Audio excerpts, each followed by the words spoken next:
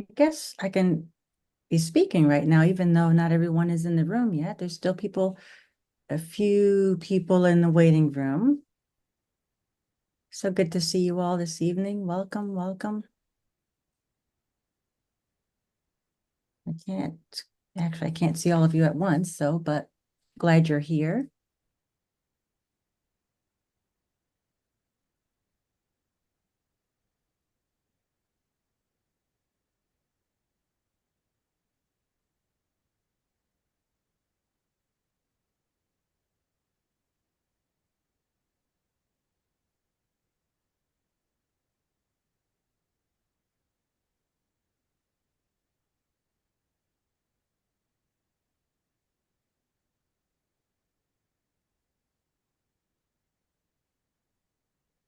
Welcome, welcome.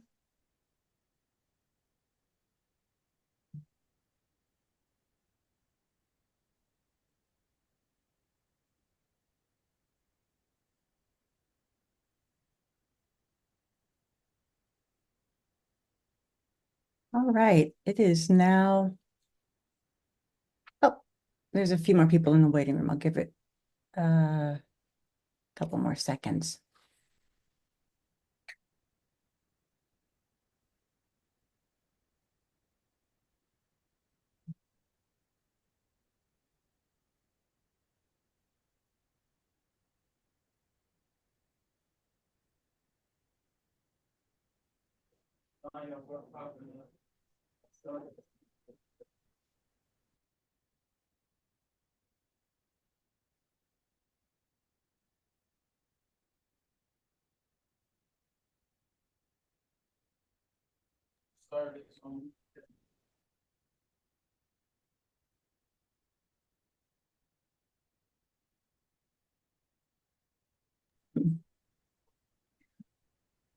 All right, good evening, everyone. Good to see you. Welcome. Thank you for taking this time to be together as a diocesan household and to participate in our convention, which is quite Trinitarian. It's not complete without the three parts. And so thank you for being here this evening.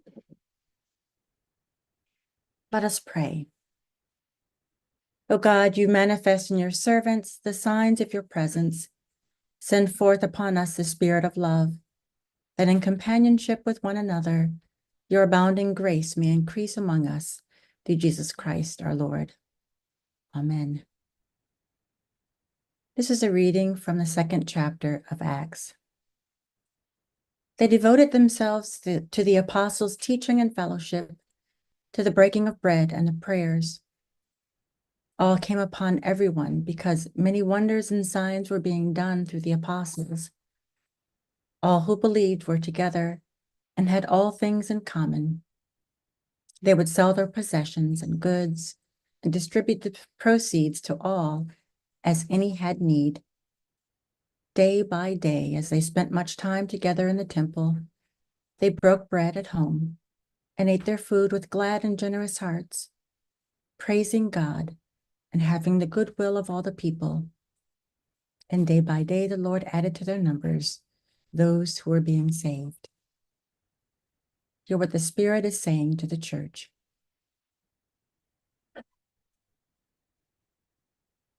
So I'm certain that many of you recognize some of the words of our baptismal covenant and this passage from Acts. The devotion of the early church is an example we too are called to embrace. The word fellowship in Greek is koinonia. You're going to know it really well over the next year or so. But it is a very expansive concept that means the work of being and creating community. And I've been wondering a lot, what would happen if we abandoned ourselves to even a small share of the practices and boldness of the early church? If we adopted koinonia as our way of being church, a diocesan household today. So before we begin our work, God be with you. And let us pray. Almighty God, our Heavenly Father, you declare your glory and show forth your handiwork in the heavens and in the earth. Deliver us in our various occupations from the service of self alone, that we may do the work you give us to do in truth and beauty, and for the common good, for the sake of him who came among us as one who serves, your Son, Jesus Christ, our Lord, who lives and reigns with you in the Holy Spirit, one God, forever and ever. Amen. So now I will turn things over to Paul Olson. Good evening, everyone. It is good to see you all. I'm Paul Olson, the Secretary of Convention. Tonight, we have this opportunity to spend some time together in advance of the more formal sessions of convention. It's really a chance for us all to preview the work ahead of us at the business session next Thursday evening. And it's an opportunity for us all to hear what is on our plate for that meeting, to ask questions, to seek clarification, to get answers and clarity on all manner of things that will come before us as business at convention. So I invite you, as we go through the presentations this evening at the end of each, should you have questions, concerns, want to get clarification, please indicate that you'd like to speak and share those with us. The more we are studied on all of the business to come before us, the better things will go at our Zoom session for the business session next Thursday evening. To launch us on our way, first we're going to start with just a little bit on Zoom protocols and how we can best utilize this tool of technology for our common work together. And I'm going to ask Sophie Hitch-Peck if they might give us a little guide to what we need to know. Sophie. Good evening, everyone. It is so lovely to be here with all of you this evening. So we are just going to go over a couple of the Zoom functions we will be making good use of next week at our business session. First things first, you'll probably notice that you aren't able to unmute yourselves. In order to unmute yourself during this evening and next week, you will have to ask to be unmuted. And the way you will do that is by raising your hand. So first things first, if everyone could find the raise hand function at the bottom of their Zoom screen, give it a nice click, and we'll make sure that we're all good to go with raising our hands. Amazing, we are doing great. So many people have raised their hands.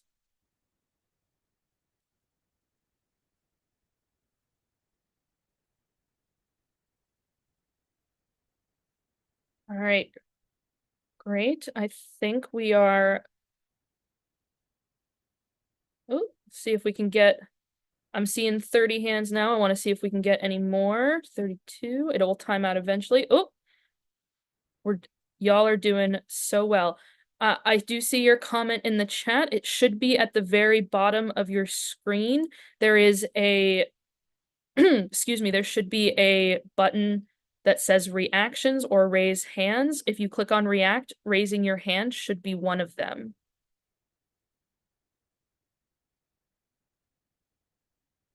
All right. Looks like we're doing well. I'm going to go ahead and lower all the hands.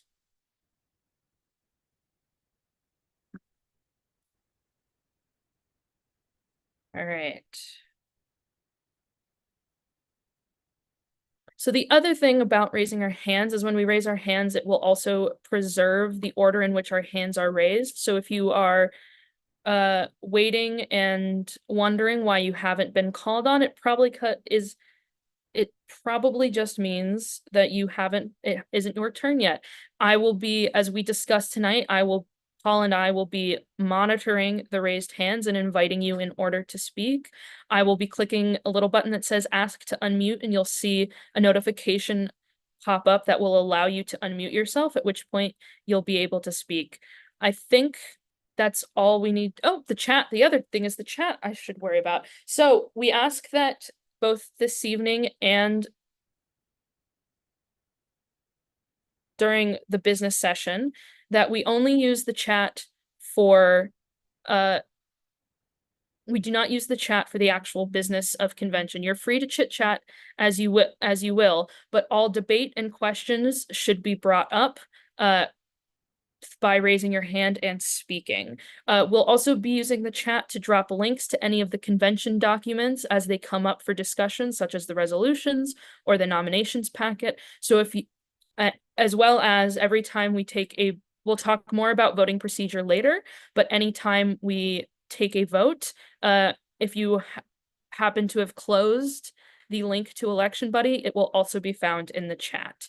I think that's it for the Zoom orientation for right now, but if you have any questions, please feel free to shoot an email, or if you are struggling with Zoom, you are also free to put that in the chat, and one of us on the organizing team, or maybe your neighbor will be able to help you.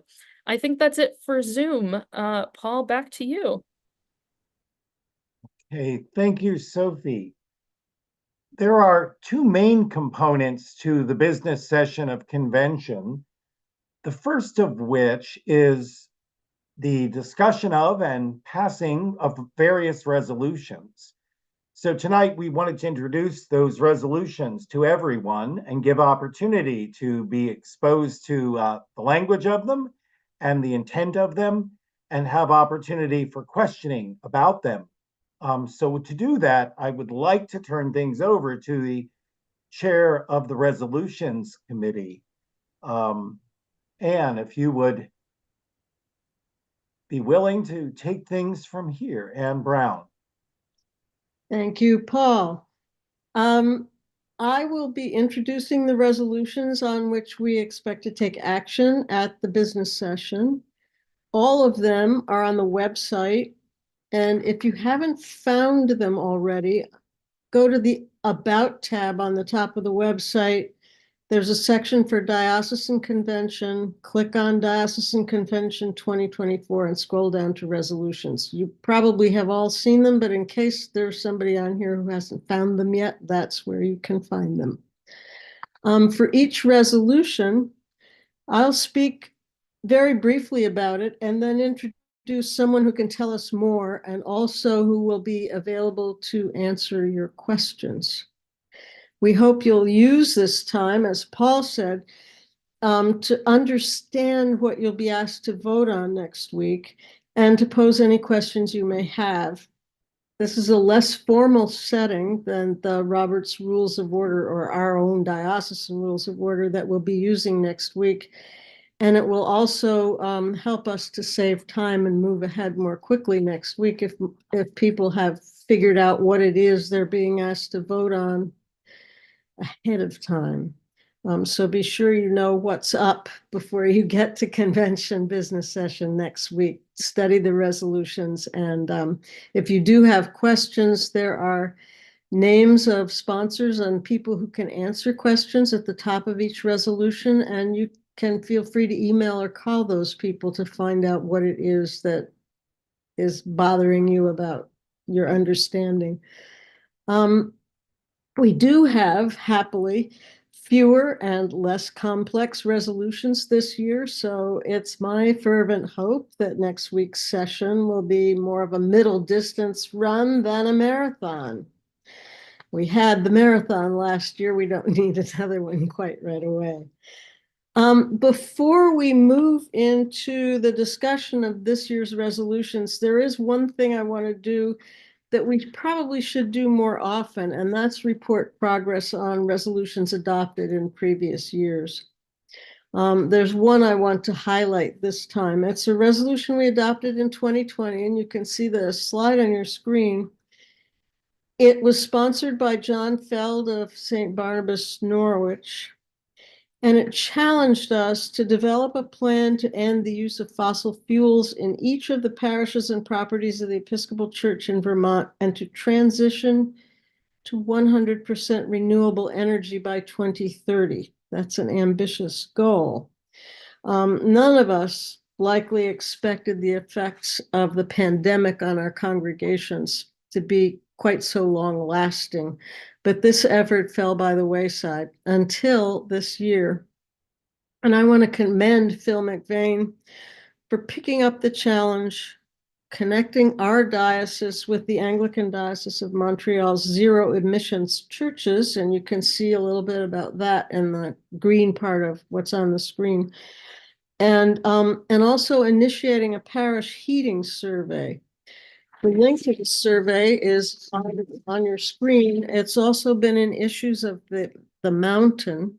And if you need to find that and learn a little bit more, you can also find that on the website. Part of this is a little tutorial on website navigating, since it's a pretty new website, and some of us may not have really prowled around to find where things are.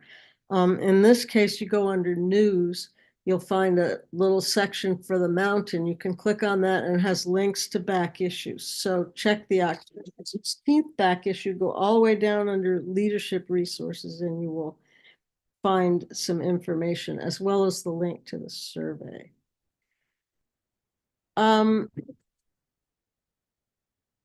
This effort really does sort of follow work by congregations such as St. Michael's Brattleboro, which is pretty well underway with this kind of dealing with their congregation's heating system.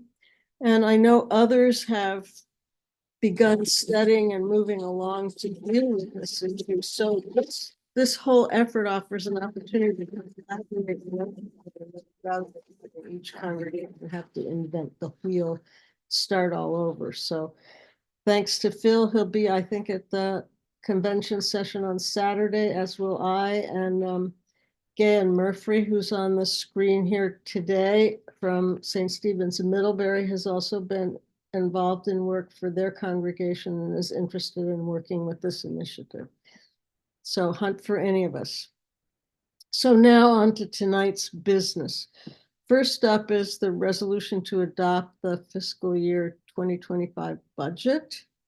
And on the website, you'll notice you can click the link for the resolution. It has the resolution, but down below the resolution section, there is a section on the budget, has a link to the summary budget and also to the narrative budget. Those will be helpful. So, but for tonight, I want to invite Mike Shapiro, our interim chief financial officer, who will provide a financial report and introduce us to the 2025 budget. And after his presentation, he'll be available to answer questions. Don't forget to use the raise hand function when you need to ask a question. Mike. Thank you, Anne. Good evening, all. I'm going to share some slides that you haven't seen that I will link to the website.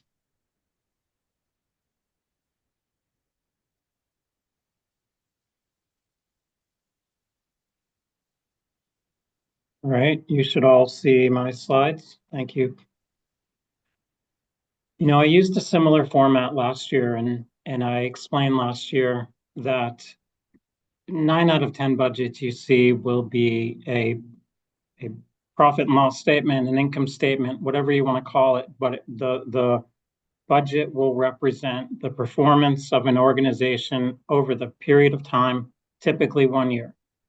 We're no different, but we do like to look at our balance sheet. Our balance sheet is a snapshot of a point in time. It gives you what you own, what you owe, and a feel for how healthy an organization is.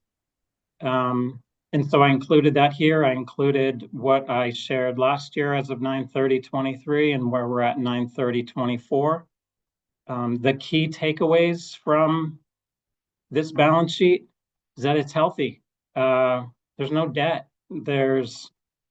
You can't see it on here because of all the restricted cash, but when we look at our cash reserve, and I'll explain what that is, it's about 8 months. A year ago, I think I said 6. A cash reserve is somewhat of a fictitious metric, but it's a good metric. It's how many months could you pay your current rate of bills without any more income coming in? I say fictitious because you wouldn't do that if you knew no more income was coming in, but it's a good metric. If you're under 6, it should be high on your priority list. If you're over a year or 15 months, I wouldn't tell your donors because it almost feels like it does not honor them. But I like to start with that and just highlight that as a whole, we're pretty healthy. Fiscally, we have a lot going on. This budget is balanced, the balanced budget proposed for 2025. The biggest risk with most budgets is that it's lean. So the risk is we're guessing at what we're going to do next year and what we're going to pay next year. And so the risk is the unforeseen. Roofs coming in, anything. We all know it, what can come. The biggest opportunities is the funding that we are not counting on in this budget, but we know is in place or very close. The proceeds from sales of properties has some significant potential for us. And of course, any unforeseen grants and gifts. In my commentary, my narrative, and the budget that got sent out, I did a lot of work in separating our operating versus non-operating. For purposes of tonight, I put it all together. I wanted to show 2 slides where our funding comes from and where it goes. So diocesan income sources is across our entire budget. 59% of this comes from parish assessments. A little under a third is investment income. The miscellaneous income, mostly grant income of 10%, and the bishop's appeal is a small piece. I note that the bishop's appeal in my time has shrunk almost exclusively because we have purposely steered donors toward disaster relief, flood relief efforts in the last 2 years. Diocesan spending. These 2, this blue and this orange, represent people. And so most of what we're spending on, our biggest spend is on people. And we're going to talk a little bit about staff in a moment. We see our wider church support, which includes the 15% to the Episcopal Church. Our administrative, I've shown this pie chart before where I don't group all this together and it gets pretty cluttered. It's informative but cluttered, but the administrative includes all our office expenses, our technology, our communications, our professional development, our travel, other miscellaneous. Formation and mission is our direct third party where we're writing checks to third party. A lot of our formation and mission efforts are captured in our personnel. These are the direct expenses for the programs. Reserve expenses. This is I think it's important to understand and you'll know in a moment, but reserve expenses are for those expenses that we don't incur every year, but don't want to show that they're all happening in a single year. When we need to go to Lambeth, that is a big expense in that given year. So we expense a little bit of it each year, build up a reserve, and then we smooth out that spend over the years. From an accounting standpoint, it's a little iffy, but our auditors are fine with it and it works. Grants to parishes, we award about $100,000 in grants to parishes per year through our Commission on Finance. We're continuing our support for Mission Farm, and buildings and lands represent fixes and maintenance on our existing buildings and lands, the diocesan office, the bishop's house, and the Rock Point Commons, the peninsula on which we share with Rock Point Conference Center and the Rock Point School. This is a new slide this year. There has been so much happening in terms of the staff and the personnel at the diocese in the last 24 months. You've seen updates on new hires. You've seen updates on folks who have left the diocese. I thought it important to show that we're really quite steady, 24 to 25, and even down from 23. Built into this is, in over 2 years, is nearly a complete overhaul of the diocesan of the bishop's staff. The bishop and Canon Susan was in a different role, but it has turned over quite a bit, and we have reimagined the staff that best suits this diocese and this bishop, and are a controller away from really hitting our what we feel is our ideal staffing. We have reduced our reliance on contracted outside staff. We're on a good path here. I will add too, and I think I make a note, some of the faces are covering my notes, but I know them. We're actually going to spend a little bit less if you factor in the hiring of Sophie. Sophie's going to be handling some of the communications work that we would outsource. So while that did not reduce a personnel line, it reduced a communications expense line. So we're really actually going to spend a little bit less on personnel if you factor that in. This is a one-page summary budget, all income, all expenses. It's similar, but with numbers to the pie charts I shared. Our parish assessments are pretty steady year over year. The investment income, same. Miscellaneous income, pretty close to the same. The bishop's appeal, I mentioned, we were aggressive in our in hindsight, in our 2024 budget. We've reduced that for 2025.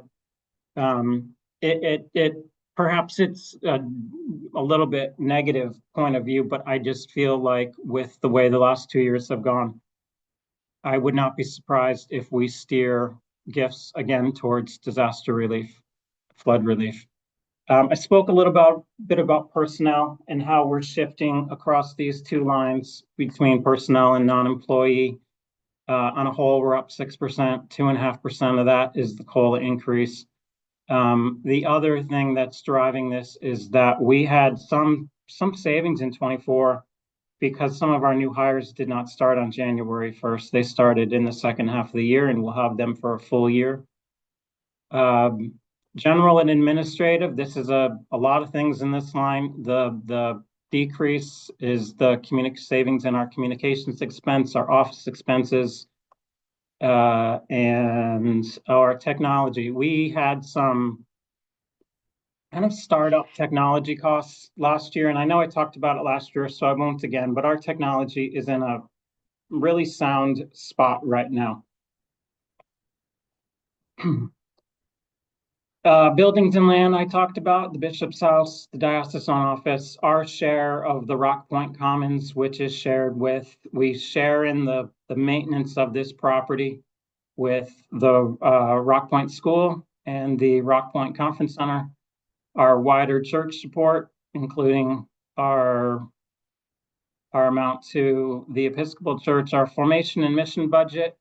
You'll recall that this increased pretty significantly last year and is holding pretty steady this year. There's a few differences in there, but I'm excited at what we have in there and whether we have a little space for the unforeseen. Reserve expenses jumped a little bit, and I talked about this as they're utilized to gradually save for significant future expenses. 2025 includes a true up to get some balances where we need them to be. Grants and loans, we budget that we'll award $100,000, and other non-operating expenses. This includes $60,000 for Mission Farm, and it's an important note that, we talked a little bit last year about Rock Point. In this 2025 budget, I don't know how many years in a row the diocese has given mission support of about $40,000 to Rock Point Camp and Conference Center. It's discontinued in this budget.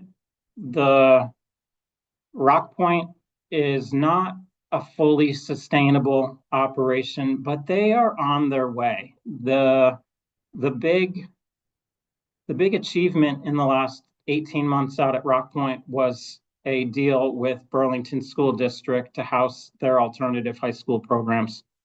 And the Eagle Bay School opened up in September, and from what I hear, it's all going very well.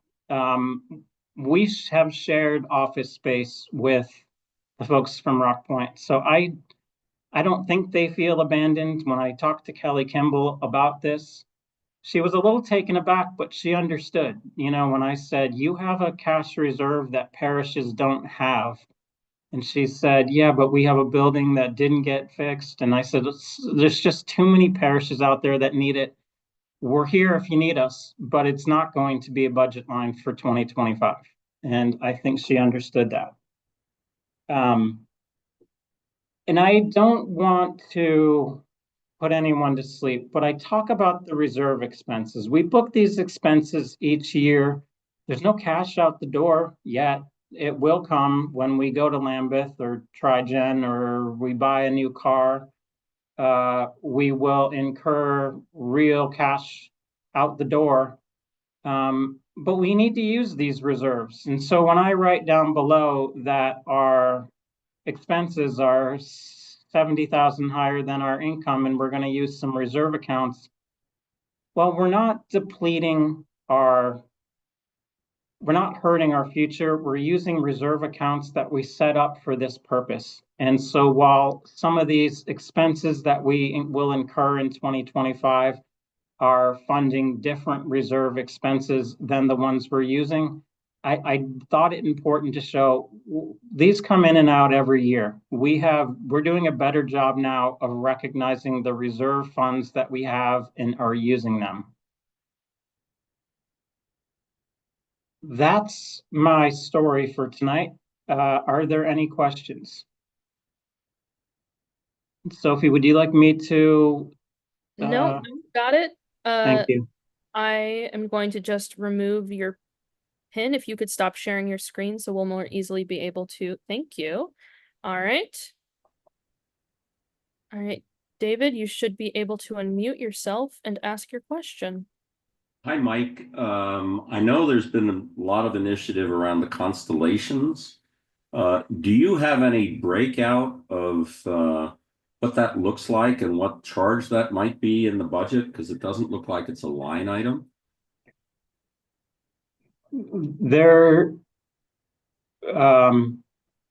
Constellations can receive some help through grants through the Commission on Finance. The line item in this budget that is specific to constellations, and I think it's a constellation, but please correct me if I'm wrong, is in the Northeast Kingdom, where we're in our budget, we are funding money to support a missional presence in the Northeast Kingdom. But what's the total on that, Mike? Can you, I mean, I I heard through the grapevine over the weekend that some of the proceeds from the sale of some of the buildings was planned to go that direction, which would be great. Yes. Yeah, you have in here something like $100,000 to $150,000 that you're expecting to come in from. I assume it's mostly from liquidation of churches, but it could be the glebe income as well. No, you're right. That would set us up well for pursuing the constellation process. Yes, it is. You're exactly right. And the commitment to make to Northeast Kingdom required that we had the funds to be able to say, we're not in this for 1 year, we're in this for 3 to 5 years minimum. If we're going to have a presence in the Northeast Kingdom, we need to commit to it. And so this budget probably is a little short because it only includes about 30,000 to support that effort. The parishes in the Northeast Kingdom are also committed to this effort. But the funds from the sale of 2 parishes go a long way towards that. Let me add something too. So the whole constellation thing, there is formation for lay preaching, which, you know, we have to pay an expense for that. So there's more than just that. There's several things that go on with supporting constellations, which includes formation and which is not quite the same thing as what we're talking about in the Northeast Kingdom. So that's part of that number.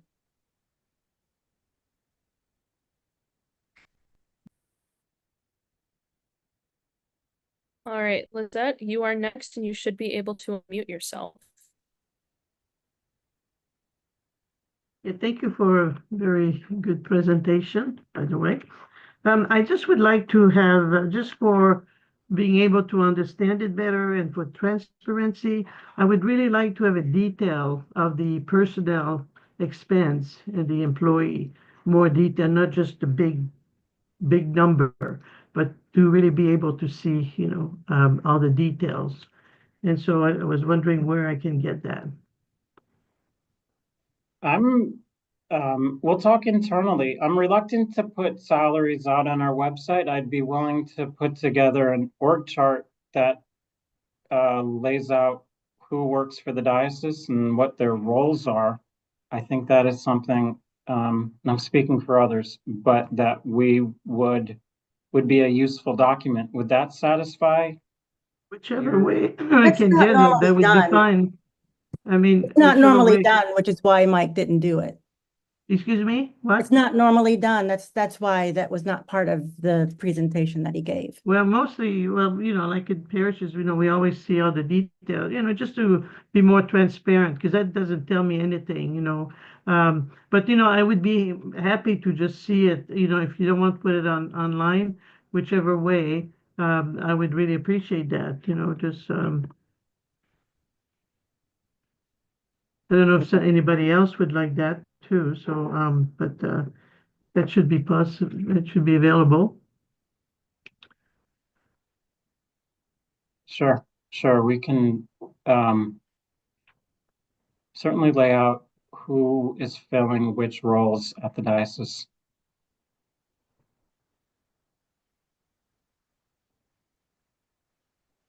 I mean, unless if you have any reservation to put that out, I just want to ask a question, why?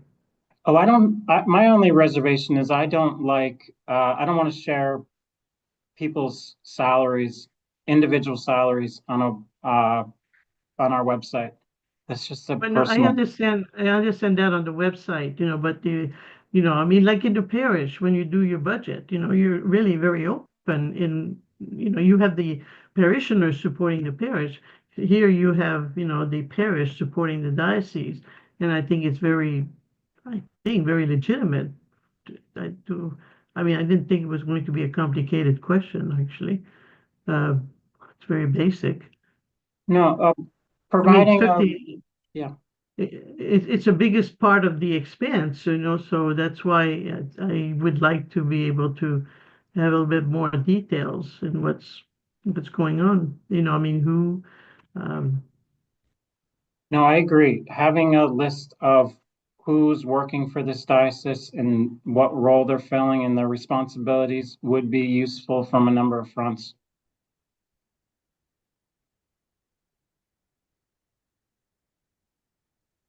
so if you don't want to put it on the website, I don't know, there's a way, that you, there's probably a different way of, I may not be the only one that, I mean, I don't know if there's anybody else that is interested, but No, you're not. I can see in the chat, others would like knowing who's in what roles would be helpful. We've had a lot of turnover. It would be helpful internally. I'm kidding a little bit.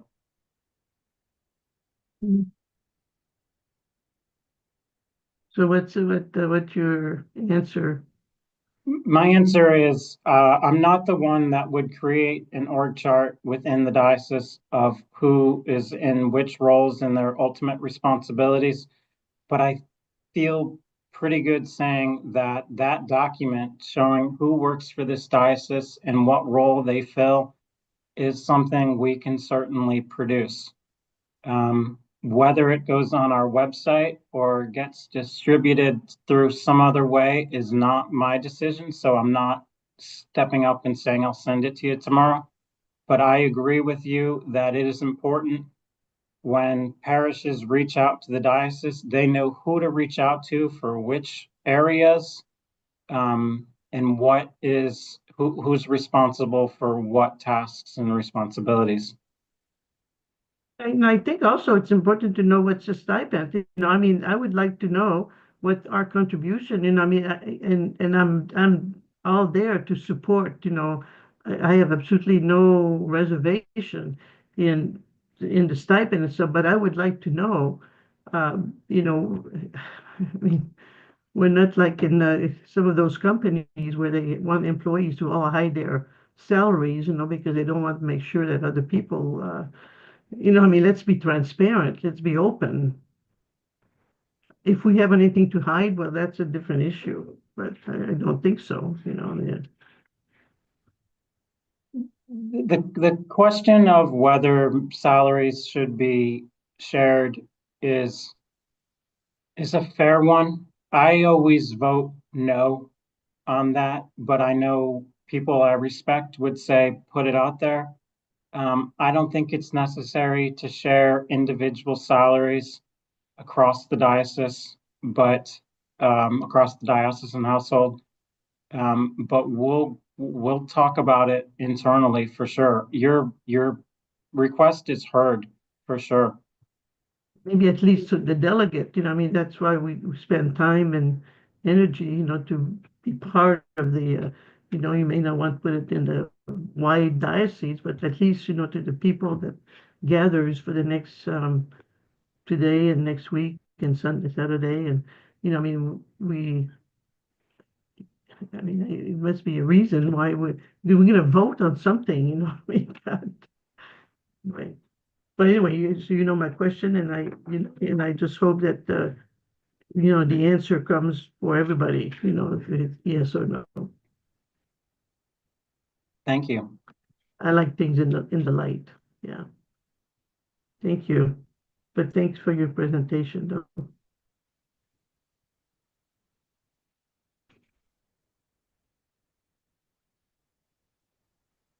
All right, our next question is from Susan McGarry. Susan, you should be able to unmute yourself. I have an opinion on the last subject.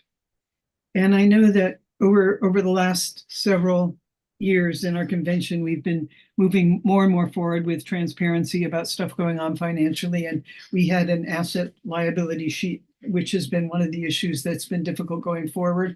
And I think all the people working with our finances should be absolutely commended for the progress for being made. But I think the decision about being more transparent about not what people's job descriptions are, but what salaries are and stuff like that needs to get hashed out by the standing committee, the bishop, and all the appropriate subsidiaries of the standing committee to come up with something. And absolutely don't do it before the convention, because I think it will be a distraction that we don't need yet until the people who really have the responsibility for that kind of fiduciary activity has a real good chance to chew on it and make some real wise decisions to bring back. We've been getting all sorts of things cleaned up about our budget, and to me right now, this is a backseat one. Not that it's a bad thing, it's just that I wouldn't make the decision on it myself. I think the leadership of the diocese needs to come up with a policy that they feel that they can sustain philosophically and otherwise, and not have it be a distraction right now. I think the mission and the spirituality of the diocese going forward really needs to be front and center for us. Thank Right you. now.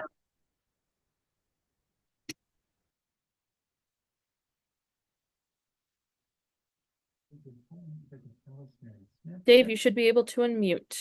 Thank you, Sophie. On this specific question of salaries being disclosed, I'm worried about doing that for a couple reasons. One is the confidentiality of the relationship of the diocese to the employees.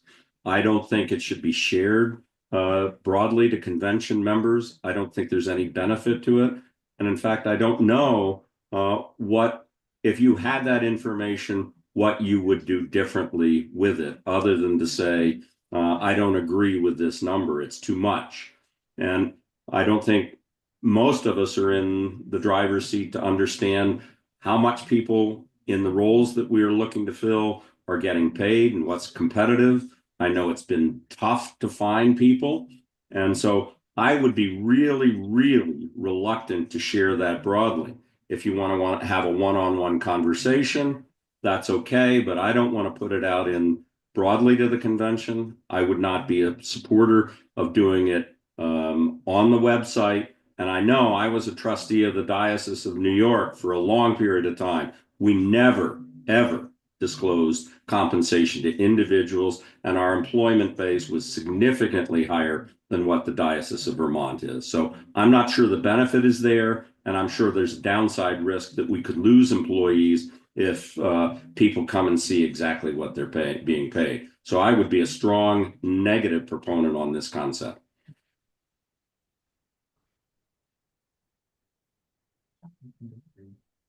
Thank you. All right, Lizette, you are next. You should be able to unmute yourself.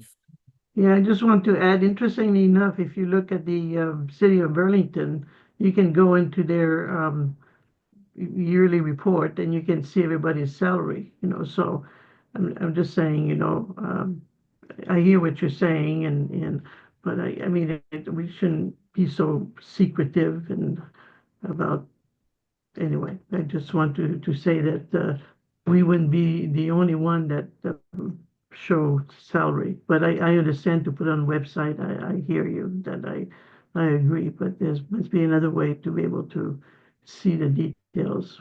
Transparency.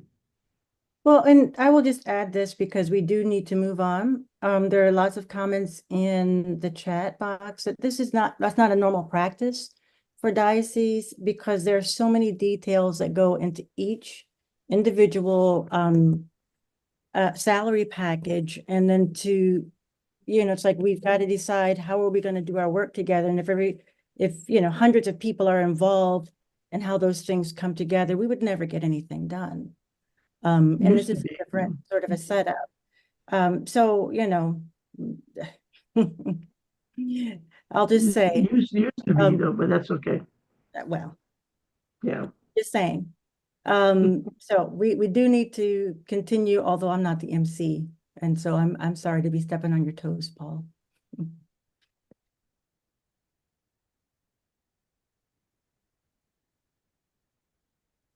If there are no other questions at this point related to the financial state of the diocese, then we might move on, turn things back to Ann Brown and have her move forward with the other resolutions that we'll be considering. Thank you, Paul.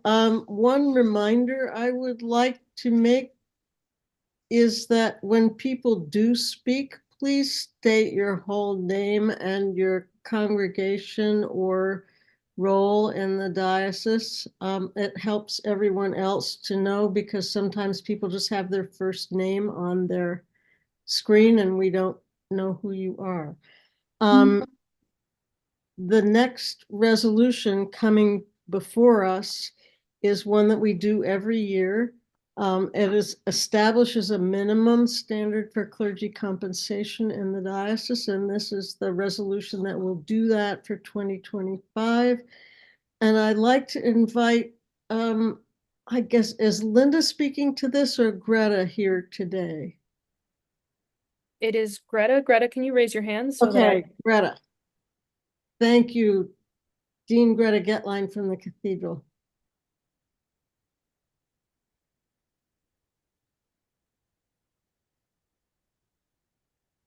Thank you, Anne. And thank you, Sophie, for popping that up. As Anne said, we do this every year, and Linda has spent the last couple of years sort of smoothing out how we do this, and it's pretty smooth now. So I'm just going to highlight what the changes are. You can read the full resolution. There's all sorts of supportive material that will be up on the website as well. So the changes are the cost of living adjustment, the COLA, matches what the federal government is doing. It's 2.5%. There has been an increase in the equity allowance. That is for clergy who are in church supplied housing.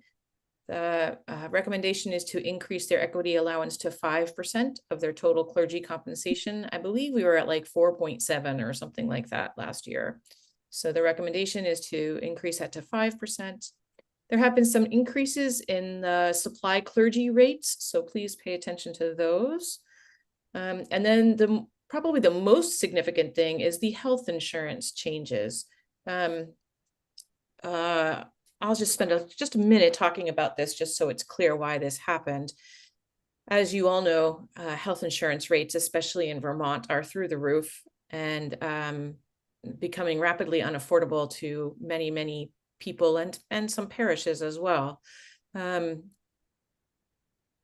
Doing some digging around at the diocesan office, Linda Grenz and her team discovered that we were offering the PPO 90 option as the only option that people could choose, which is the second most expensive option, of course, after PPO 100, which means you're sort of a 80-20 or a 90-10 payment. And Linda did some poking around other dioceses and realized that we were way above the standard that people are offering, and most dioceses are offering the PPO 70. We've decided to split the difference and offer as a minimum the PPO 80. And there were a couple of reasons for this. And all of this backup material is available on the convention website for you to peruse. But the PPO 70 raises the out-of-pocket expenses to $7,000.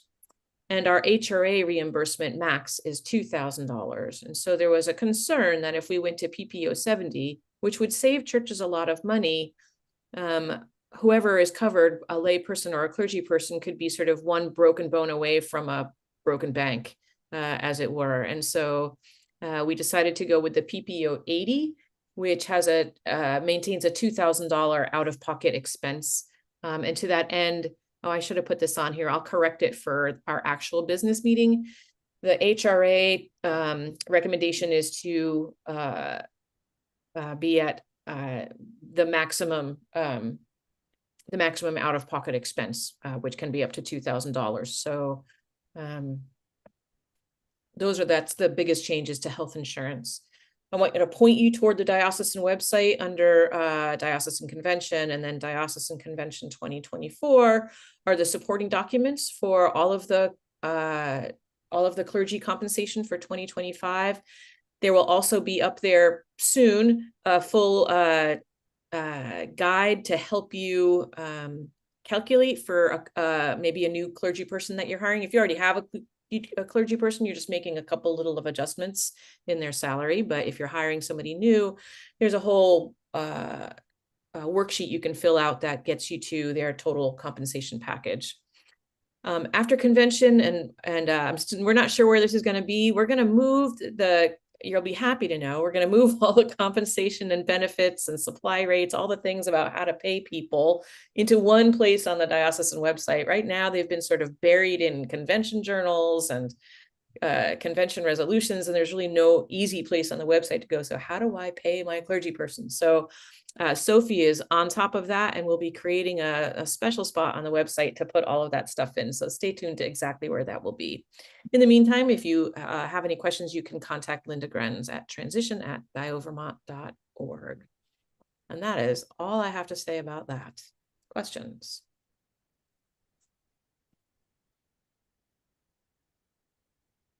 All right, one moment. I'm just going to unpin our presenters. All right, Earl, I see your hand is raised, and you should be able to unmute yourself now. Yes, Earl Cooper Camp, Church of the Good Shepherd. It just occurred to me that for clergy to vote on the clergy compensation resolution is a little bit self-interested. So, and I don't see that Tom Little's on, but I was wondering if since we're in the pre-convention business right now, uh, is that something that should be voted on by orders? Yeah, I've never thought of this one before after having attended about 100 diocesan conventions. So just wondering. It's a great question, Earl. I think we're like Congress. We get to vote, you know, you get to vote for your own salary. But I think that's a great question for a parliamentarian. I have no idea. Yeah. Maybe somebody from the diocesan staff could get that question to Tom Little. Oh, Tom's on. Hi, Tom.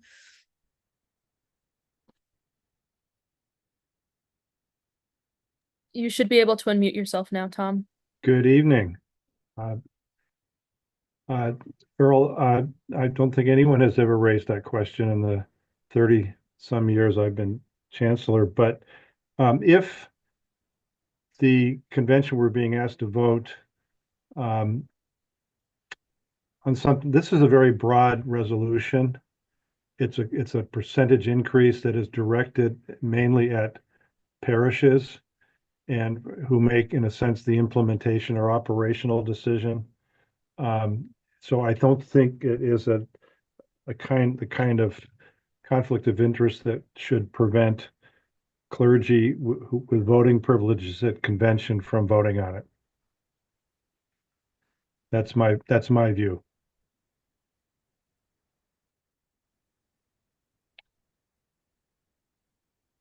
Earl, you can now unmute yourself. Yeah. Thank you, Mr. Little. That's very, very helpful. And I know that these are suggested. They're not mandatory as such. I don't think, at least. And so, in that way, but yeah, it just occurred to me. So it is an interesting thing for us to think about, especially as clergy when voting on this. Is just acknowledge one's own self-interest in this. Thanks, Earl. I don't see any other questions, Sophie. No, I think we're good if there are no more questions. And we are back to you. All right, thank you. And Tom, stay there because you're coming up next. Our next resolution is a revision to the canons to amend Canon 8, which previously spoke about the deputation to provincial meetings. The province of New England changed their own canons a couple of years ago to allow each diocese to have 3 representatives, as long as one had to be a layperson and one had to be a clergy person.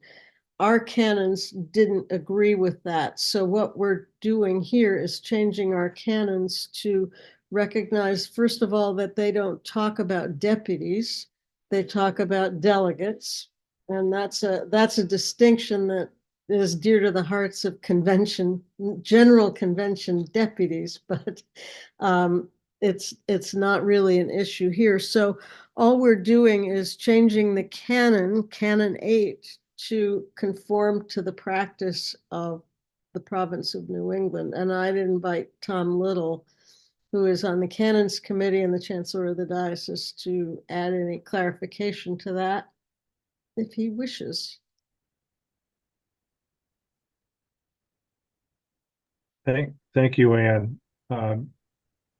The province of the Episcopal Church is divided into provinces, and province 1 are all of the dioceses in the New England states, which are 7 dioceses, and there are meetings throughout the year, some larger than others. There are also many subgroups, collaborative efforts that are very, very valuable and useful to the participating dioceses.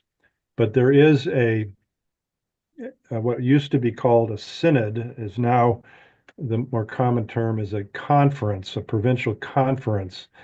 And the canons of the province changed how many people and of what order from each diocese may be elected by diocesan conventions to represent their dioceses at the provincial conference. The strategy in proposing amendments to our canon was to not lock us into exactly the language of the new provincial canon in case that changes again, as it presumably will at some point, but instead to provide that we will elect representatives to fill the slots that are available to the Diocese of Vermont under the provincial canons as they may be amended from time to time.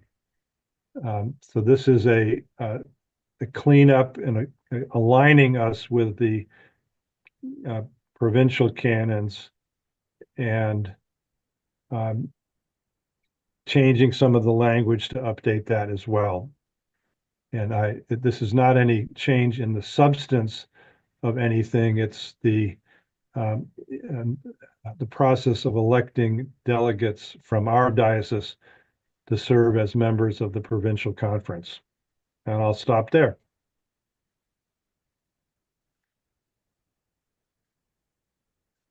And I should say, if you're interested in learning more about becoming a delegate to the provincial conference, you can contact me or Anne or the bishop or probably others as well. They said there's the big conference meetings, but there's also a lot of smaller group collaborations on specific topics going on almost all of the time. All right. Okay, we have one hand raised. Susan, you should be able to unmute yourself now.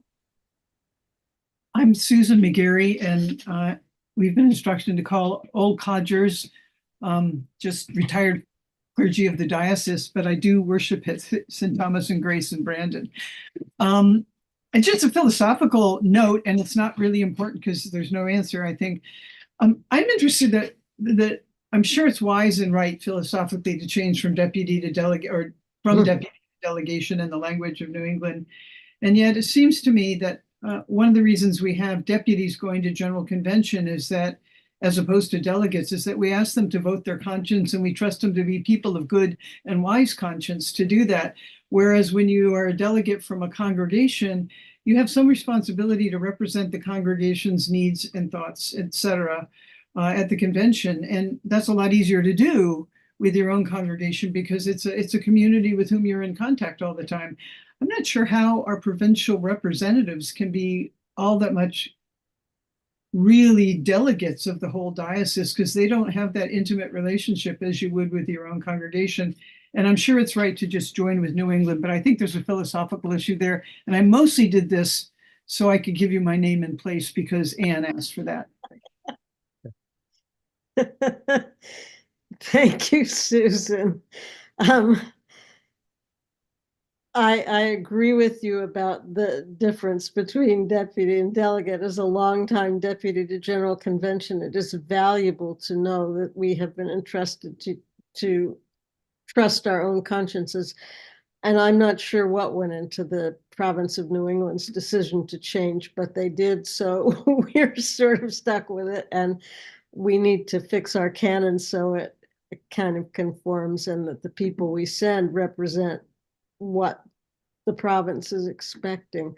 To go along with Tom, I'm not sure, but what we may not need some clergy person to run still for delegate to the provincial synod, provincial conference. And it's not too late. The deadline for nominating yourself is Sunday, so you can go on the website and do something about that. It's always been a fun thing to do to be part of provincial synod in the past. There's also a space for some alternates. So if anybody's interested in participating, there's lots of good connections in the province of New England, so it's worth doing. And if there aren't any more questions, I can go on to, oops, there's a hand raised, Sophie. All right, Titus, you should be able to unmute yourself now. Hi, I'm Titus Pressler from St. Matthews in Enosburg Falls. I was involved in coordinating the revision of the provincial canons several years ago and can speak to that process. The distinction between deputy and delegate is one that we talked about, and we're very aware of that distinction. I think Anne and Tom have defined that distinction very well. We chose delegate because we wanted to avoid confusion with deputies to General Convention, even as we were aware of that distinction between delegate and deputy. And we had the sense that delegates would likewise be able to vote their own conscience, and as well as representing, in some sense, the sentiment of their diocese. The other terminological change that we made was to shift from the use of the term synod to the use of the term conference. And that was because, in fact, there are very few votes taken at provincial conferences. And they are really much more in the mode of people simply getting together and talking about a theme, getting to know one another, and coming to a consensus going forward about major directions that the province would take. And so that was the other change from synod to conference, and also just a sense of a more collaborative venture than the name synod implied. Thank you much.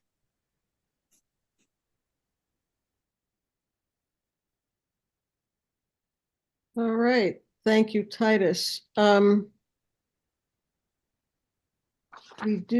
moving on to a resolution that offers another change in the canons. I don't believe it's yet on the website because it still has looking for another person on the canons committee, at least to give an okay to it. But we wanted to give you a heads up that in all likelihood, it will show up at the actual business session of convention. And this has come up quite recently. On October 29th, the Brookhaven Board of Trustees, the Brookhaven, what we have known as the Brookhaven Home for Boys, but more recently the Brookhaven Treatment and Learning Center, officially changed their name to Brookhaven Treatment and Learning Center. And they've been operating that way for a while, but now it's official, and we need to change our own canon having to do with Brookhaven to change the name from Brookhaven Home for Boys, which it has been since the school was founded in the 1950s, to Treatment and Learning Center, to acknowledge the fact that it has become a more inclusive place. They now are able to accept girls, both in their residential and have been in the Learning Center part, which is not residential, but now can in the residential section. And for Brookhaven to be fully eligible for varieties of funding, it needs to have a name that acknowledges that it is not discriminating against girls. So that's the reason for this amendment that you will find when it does go on the website. You will find the canon itself with the things that are being removed, struck out, and the changes added in underlined. And it is primarily the change in name. It doesn't do anything else to the canon for Brookhaven. And I'd invite Tom Little again to speak to this because he's been involved in working with Brookhaven Board and also on doing this canon change. Great. Certainly, thank you, Anne. It was a good description and explanation. And I think the only thing I'd add two things. One, the change in policy and the change in name are aligned to make it clear that Brookhaven is here for all children, regardless of sex or gender assignment. And the funding sources for Brookhaven are taking that seriously. And notwithstanding the fact that Brookhaven has been doing business as, or its trade name has been a treatment and learning center, the funding sources go to the corporate legal name, and that they're not able to get around or over that. So at a recent board meeting, the Brookhaven board made that decision, and they're also committed to changing their bylaws accordingly. And they've made it clear in the resolution that adopted the name change that their historic commitment to boys has not changed, and this should not be interpreted in any other way.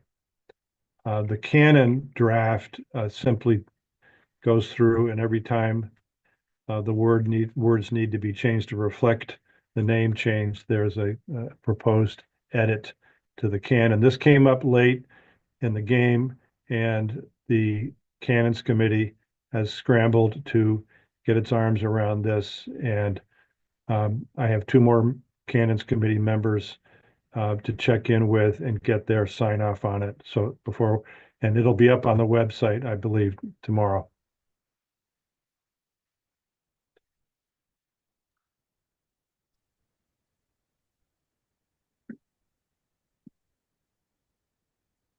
Thank you. I see there's a hand raised. Yes. All right, Luke, you should now be able to unmute yourself. Yeah, I am on the board of Brookhaven, Luke Krieger, St. Paul's Wells. And I just want to affirm a lot, having been in the meetings, and Brookhaven's had to deal with, we got hit with the floods pretty hard, so we dealt with FEMA, and initially our applications with FEMA were sort of held up because of the name, because the feds thought it was gender exclusionary. And so, and in working with Medicaid from other states, they have noted, as Tom said, that the different names, the name we use as our business, which is the Treatment and Learning Center, versus the sort of legal name in other documents, Brookhaven School for Boys, has caused problems for us. So we're trying to stream this, eliminate this problem. But more importantly, I just want to applaud my colleagues on the Brookhaven board for over the last 3 or 4 years, really looking at our original charter and documents and requests that we received regarding that name, Brookhaven School for Boys, from the 1950s, and how we could move to be gender inclusive across all spectrums. And the board is firmly behind that, and we have been accepting female students, trans students, and it's wonderful to see Brookhaven opening up within the last year. So I applaud this change to the canon and the assistance that it'll afford to Brookhaven.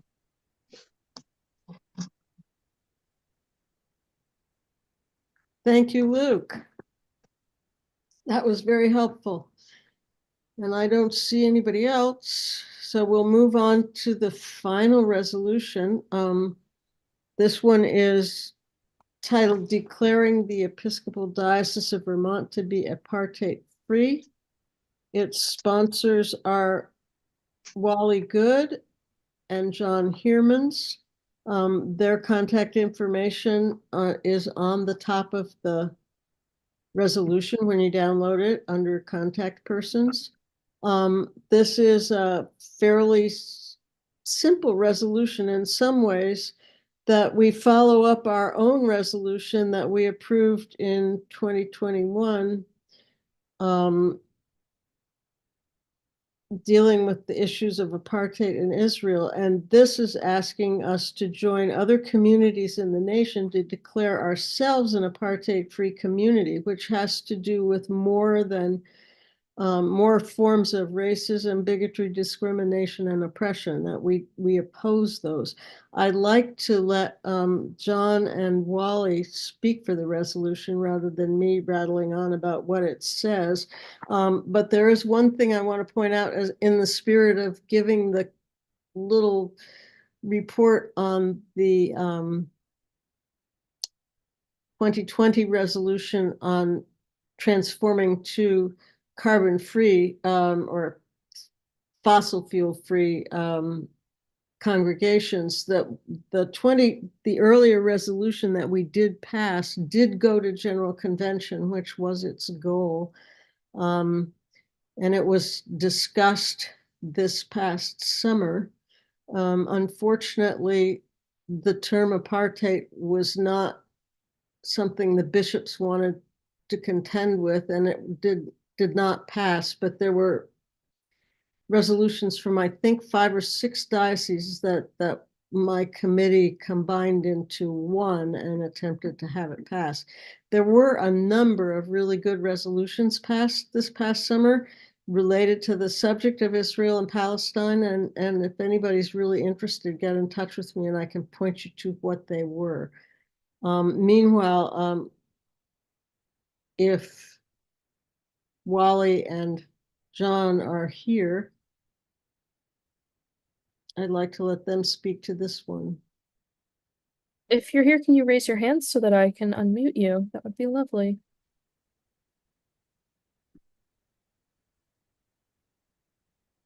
All right, you should both now be able to unmute yourself.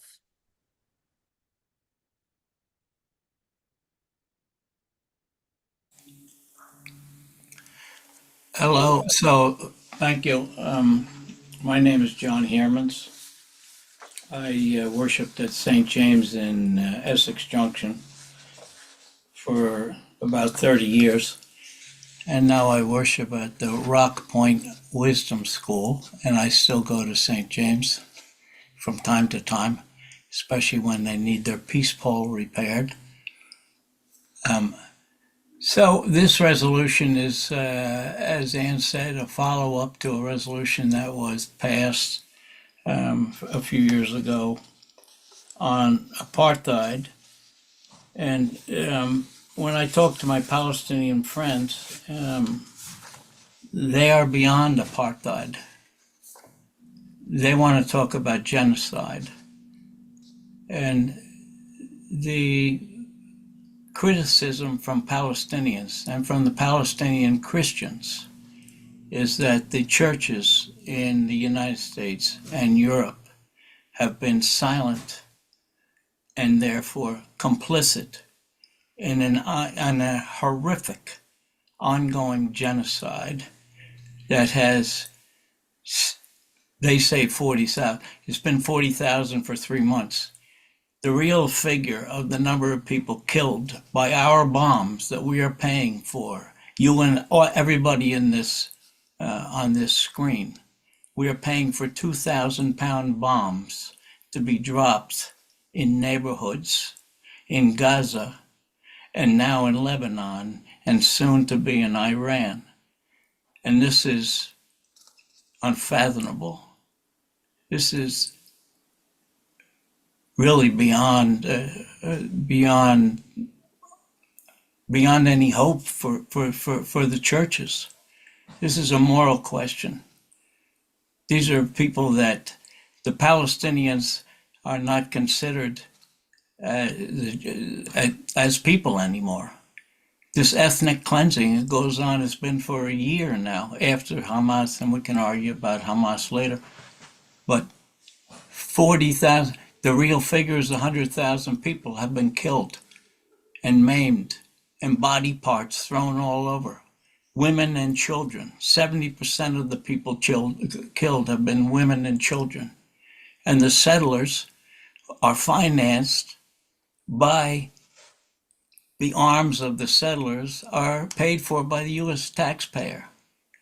So the apartheid is real. And if you doubt about apartheid, then you can read the Amnesty International or Human Rights Watch or the Israeli B'Tselem piece on apartheid. Desmond Tutu went to Palestine. He said, the apartheid in Israel is a lot worse than anything we ever suffered.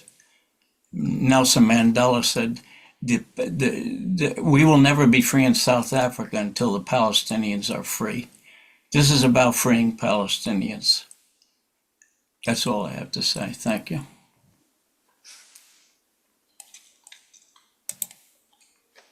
Roy? Hello. So I'm Wallace Good, and I'm from Holy Trinity Church in Swanton. And I came upon this question. This has been going on, this apartheid-free concept has been going on well before 2021, when the convention passed it. So this is not a new thing. And I think it really caught my attention because I went through the Sacred Ground training and process, and they at the end of that process said, "What would you do about implementing some of the concepts that we discussed in Sacred Ground and to make more beloved community?" Everything that we did to the indigenous people in taking over this continent is being reproduced in Israel, and it's done with much more effectiveness than what we could do. And we're still dealing with all of the repercussions of the way that we have come into this this land, and the way we dehumanized peoples that were here prior to us. And that meant also people that were with us when we took over various territories in French and Spanish sections of our country.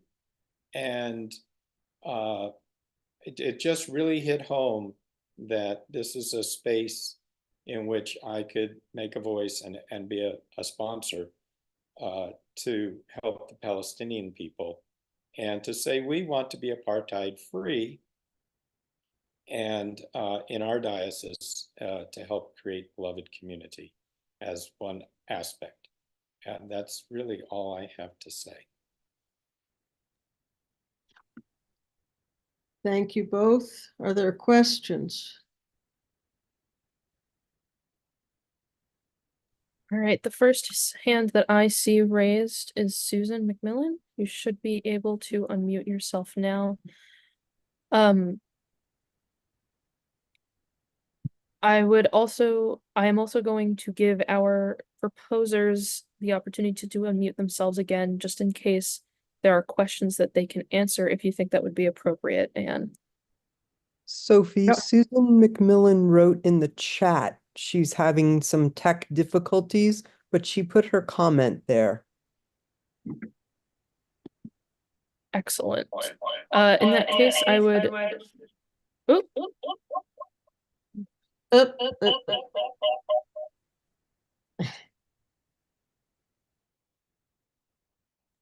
All right, thank you, Susan. I direct all of you to read what Susan has written in the chat. I'll be glad to read it if. And I will invite our next hand raised to unmute herself. All right, Susan McGarry, you should now be able to unmute yourself. Again, I'm Susan McGarry, and I'm a diocesan retired clergy person. I just read the whole thing, and I was very much in support of when we did pass the anti-apartheid thing for Israel. But I'm very also persuaded about the issue of how genocide is now really on the front table.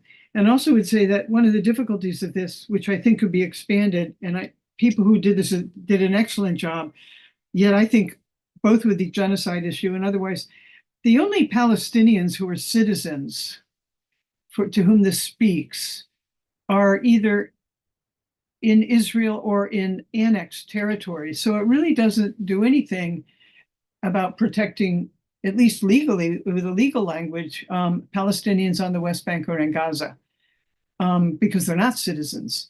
And having lived a couple of years in Jerusalem and in Israel myself, there are laws, just like I grew up in the South here before civil rights. I grew up in Florida.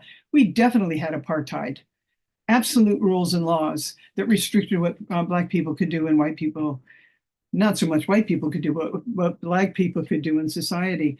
So it seems to me, I will vote for this, but I think in the future it should get expanded to include the peril of those people who are like Palestinian citizens in the West Bank or in Gaza, but not Israel in Israel or the annexed territories. And then I also want to think, it was really clear to me when I was a child in Florida that apartheid was there.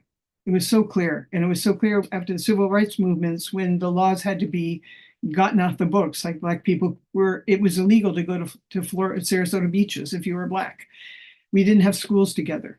Black and white children didn't have schools together. And we did after the civil rights movement. It was no longer legal to keep Black people off the beaches and stuff like that.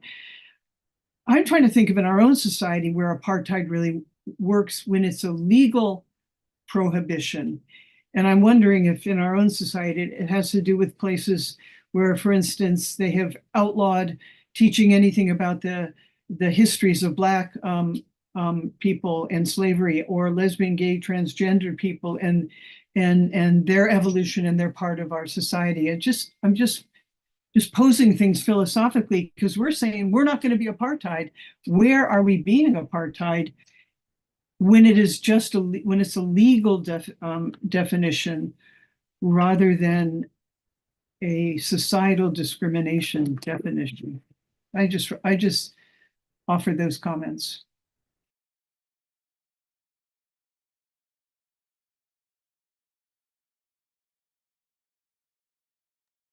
Okay, our next hand. Oh, I see that one of our presenters has raised his hand. I'm going to unmute him to see if he has something to respond to from the previous speaker.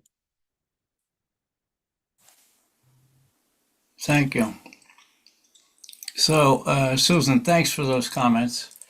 I think the main objective in all of these resolutions that we have passed, by the way, the resolution on apartheid passed in Vermont was the first resolution that mentioned apartheid that passed in the United States. And after that, Chicago passed one, Washington, D.C. and Seattle passed one.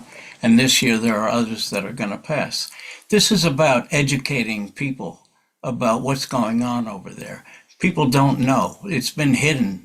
It's been hidden by the media. It's been hidden by historians.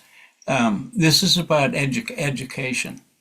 The other thing is, and I'm going to get on to, so here is, if you really want to look at the South, what happened in the South, the racism in the South with Black people, and what's happening in Palestine, I would strongly suggest you read Ta-Nehisi Coates' latest book, The Message, where he went to Palestine and he came back and he reported on it.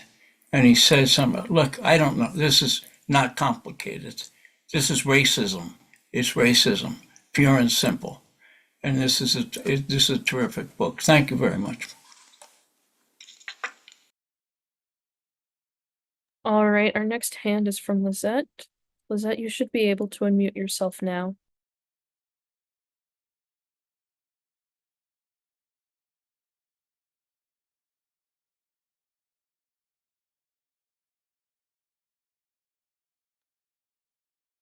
Unmute. Okay, I just would like, if you could read Susan's chat. It's too small. Some of us can't read those, but if you could read it, please, her chat. I am happy to read it. If our excuse me, MCs for the night are okay with that.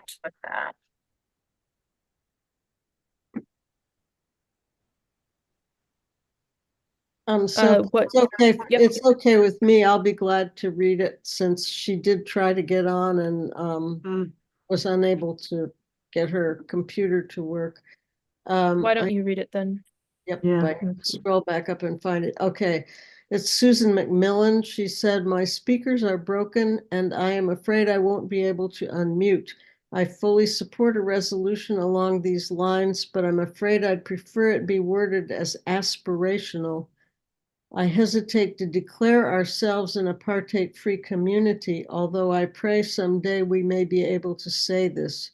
I do not believe that we are free of all forms of racism, bigotry, discrimination, and oppression." So that was Susan's comment. All right. Our next hand is from Walter. You should be able to unmute yourself now. Thank you, Sophie. I thank the drafters of this resolution.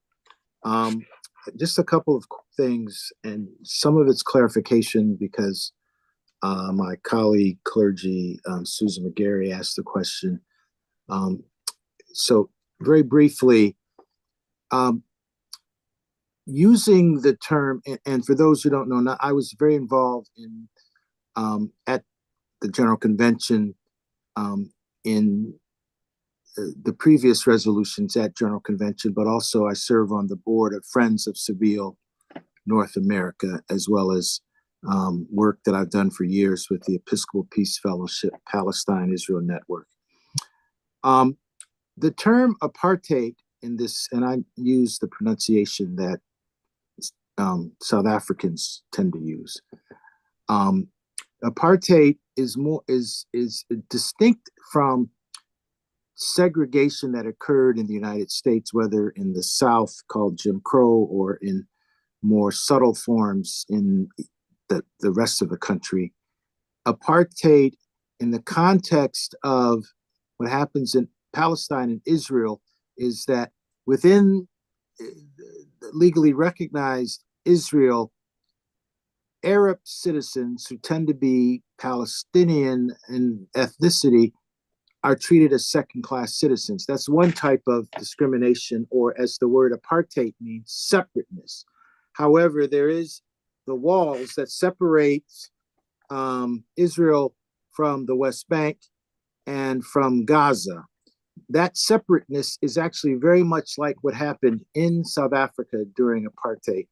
Of the grand design was, in fact, and this is part of the situation of stripping South Africans of citizenship, is the idea of saying that Israel does not have any Palestinians. They are in these separate areas behind what sometimes is called the Green Wall or the Green Line. They are on the other side. And so we do not have to afford them any rights. And many people, observers, note that the ultimate aim of some of the most extreme right wing in Israel is to actually expel those in those two areas into Jordan and annex those areas into greater Israel, which they call Judea and Samaria. So just to clarify that one's use of language has to be careful in trying to equate 100% apartheid in South Africa or what's happening currently in Israel, Palestine with what happened in the United States. I agree so much with what Susan McMillan said about this is really an aspirational situation because America hasn't dealt with its own issues. And in fact, if one were to just simply approve this resolution without recognizing that, one could just say that we are participating in the grand old pastime in the Episcopal Church of virtue signaling without committing ourselves to actually doing the work we need to do within our own country to confront these evils. Thank you.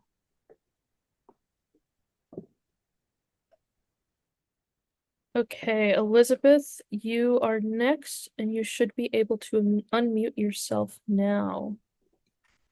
Thank you. Thank you to the drafters of this and the thought that went through it. And I just wanted to echo something that Susan had said in her chat and what Walter just said. My concern when I heard this and whatnot was that's words, but I'm not sure there's action or a way. And when John beautifully said about it's educational, where I hesitate being a part of something that just says what we believe instead of a way to move forward on it. Thank you. All right, Diane, you are next. You should be able to unmute yourself now. Yes, thank you very much. I did write in the chat. My name is Diane Montague. I'm the senior warden at St. Andrew's Church in St. Johnsbury in the Northeast Kingdom. I'm quite disturbed by this presentation. It's a bunch of largely, and forgive me, Bishop and Canon Brown, Walter, that are a bunch of white people saying stuff that we have not really thought about very seriously, and as others that have taken no action on it. So my response is quite strong, that I can't support this, not even if we change the word apartheid, which as far as I'm concerned is very loaded and very specific. So those are my comments. Thank you very much. Oh, we have another hand raised. All right, Anna, you should be able to unmute yourself now. I think the word apartheid is used because it brings everybody up short. And the intention, it was Jimmy Carter who used it first, I believe. And the intention is to make clear that it is a legal system of discrimination that is in place in Israel. I'm in favor of this, whatever it's called. I would like to add, since we live in a country where any support for Palestinians is perceived as anti-Semitic, I would add a sentence being very specific about the fact that it is Israeli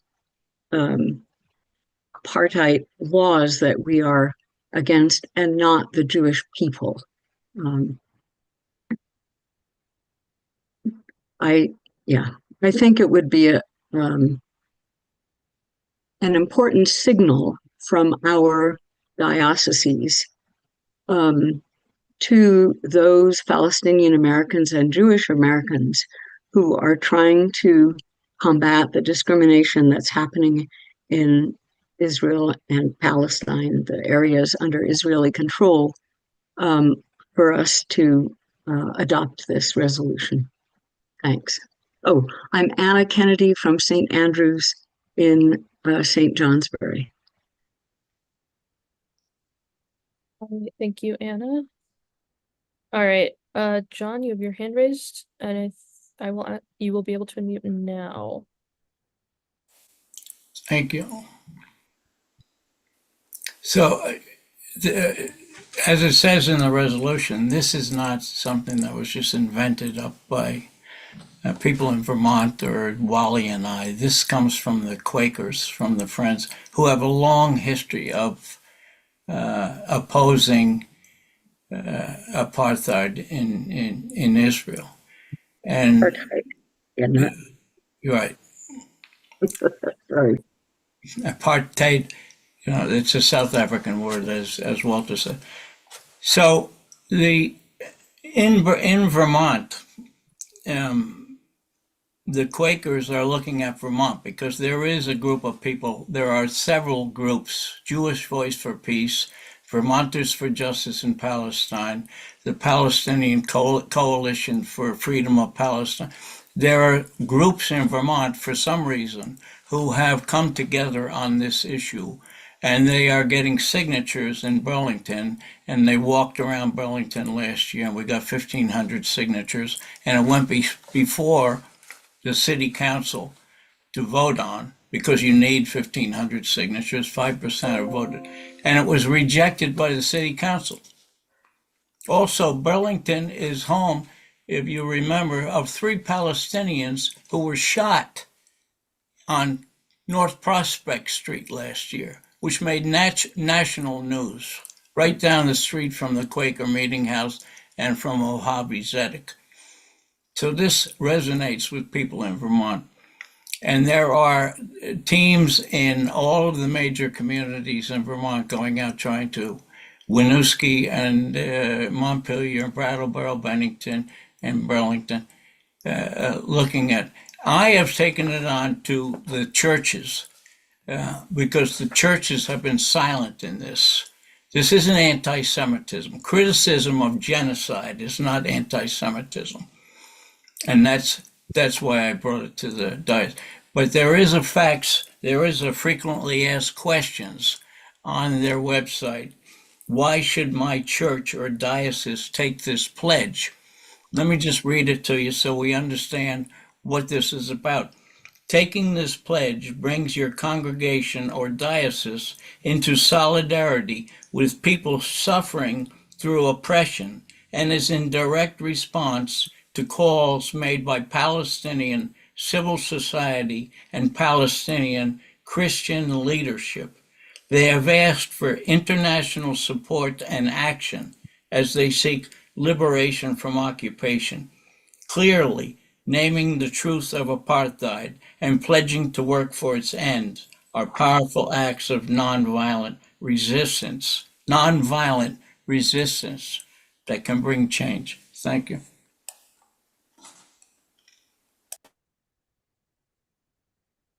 All right, Sandra, you are next.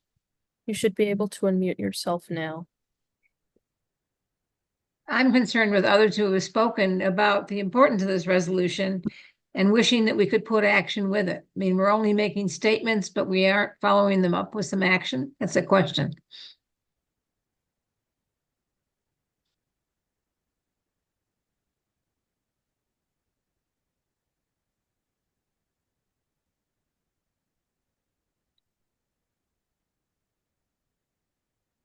So John, do you want to speak to that, or Wally? I've given them, you both should be able to unmute yourself. Well, I'll speak this time first. The 4th bullet, we pledge to join others in working to end all support for Israelis' apartheid regime, settler colonization, which is the technique we used in the United States, and military occupation, which we also use here. So that's the actionable part of this, besides affirming and discussing it among ourselves and learning. So the actions are the education and working towards ending this apartheid regime. We do not, it's about the apartheid regime, which we do specifically mention. It's not about stopping Israel or stopping Jewish membership in the world of countries. Understood. Okay, thank you.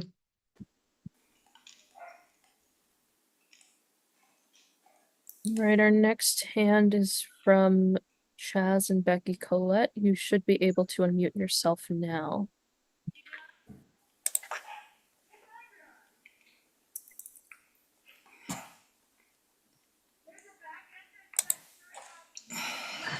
So this is Becky Coletti. I'm from St. Luke's in Fairhaven. And it would seem to me that the action part, just like with the resolution about being fossil free, that then actions develop out of the resolution, specific actions. But to make a general, you know, to support a general statement like this, then commits us. Just like when you say to other people, I'm going to quit smoking, and you've made that commitment. Well, you know, I don't know how I could say that I'm not against apartheid and then I have a commitment to freedom, opposing race. But anyway, I made my point. Thank you.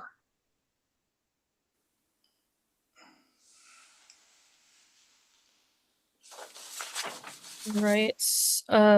Seeing no other hands raised except from our presenters, I think we are ready to move on. Okay, thank you all for your comments.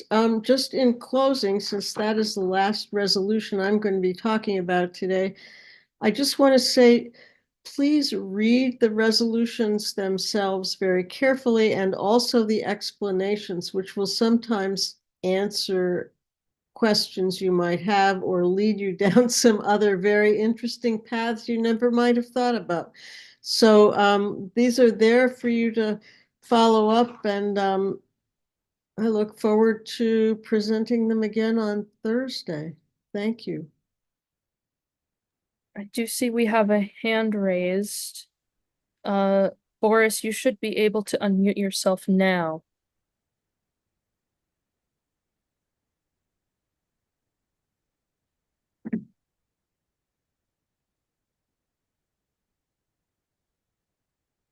Boris, do you have a question? I have a comment on the apartheid resolution. All right, Is please it proceed. too late for that? Not if you make it quick. I think I can make it pretty quick. Boris Von York from St. Mark's Church in Springfield, Vermont. First of all, I do support the resolution. I would comment that the population of Israel is not monolithic in this matter.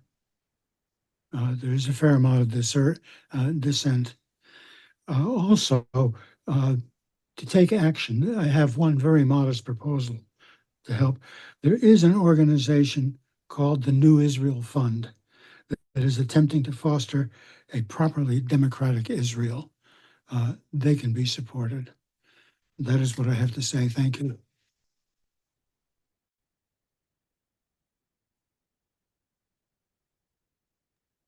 All right. I think we're ready to move on.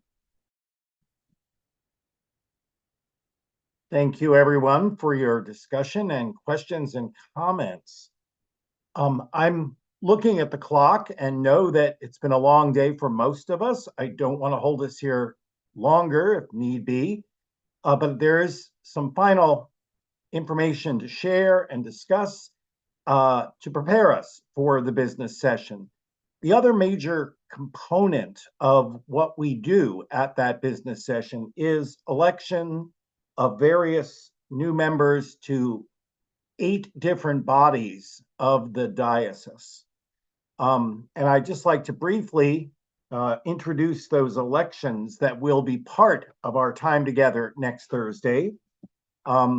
You can read details about those who are in nomination standing for election through the diocesan website. So I will not go through every single candidate by name or greater specificity, but I did want to start the first institution for which we will be electing 3 new board members is the Brookhaven Treatment and Learning Center.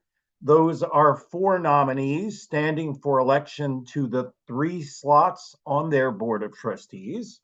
It'll be one of our few contested elections at convention. Our Commission on Finance does need 2 new members to join the ranks. Whether they be clergy or lay is perfectly open, but we do need 2 people who would join the efforts there working with the Commission on Finance. The Disciplinary Board currently has some nominees to fill gaps there for clergy nominees, but we are still considering and looking for lay people from the diocese who would be willing to serve on the joint disciplinary board that functions for our diocese, New Hampshire, and Maine.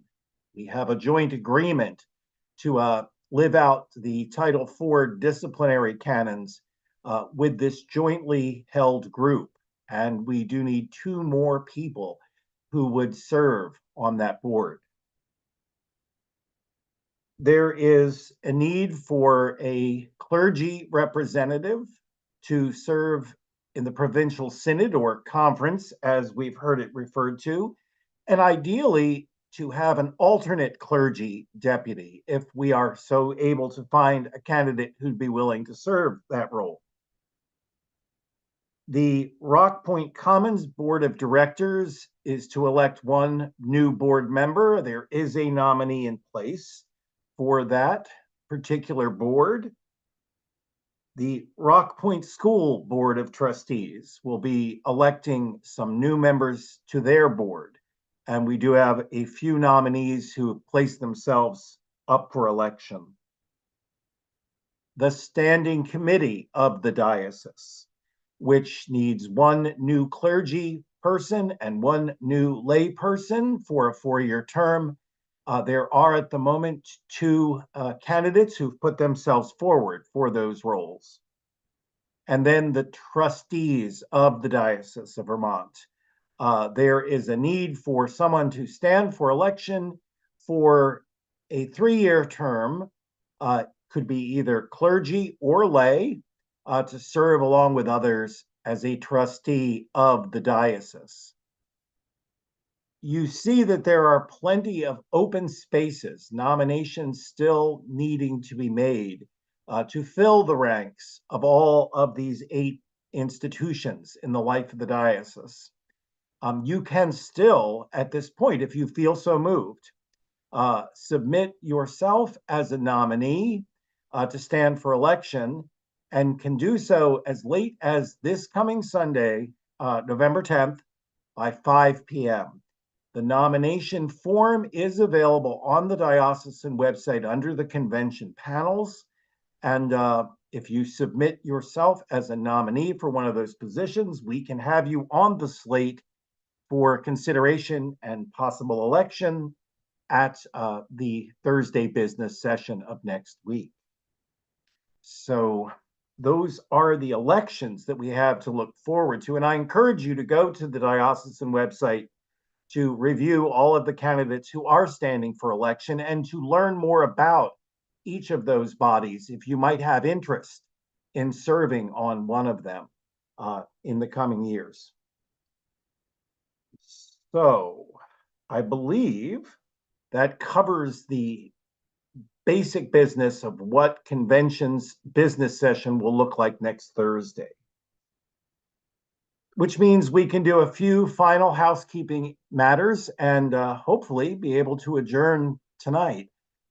I do want to remind everyone that this Saturday is the in-person session of convention to which all are invited, which will be held at the Cathedral in Burlington, with registration starting around 9 a.m.